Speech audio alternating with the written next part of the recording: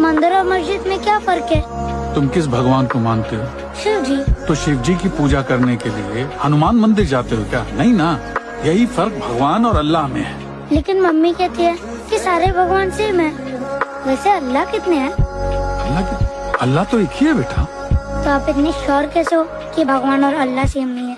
जैसे मेरा नाम राहुल है, मम्मी मेरे को टिक्कू बुलाती है, पापा मेरे को रॉकी बुलाते हैं, मेरे दोस्त मेरे को राहुल बुलाते हैं, लेकिन वो तो मैं एक ही राहुल।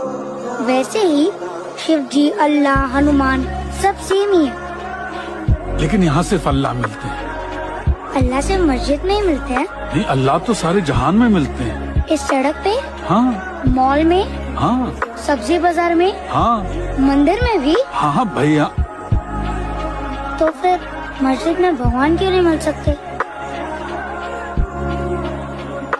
वैसे अगर मैं अल्लाह से कुछ मांगना चाहूँ, क्या वो मेरी बात सुनेंगे? बिल्कुल बिल्कुल सुनेंगे। तो अगर अल्लाह मेरी बात सुनने को तैयार है, तो आप क्यों नहीं सुन रहे?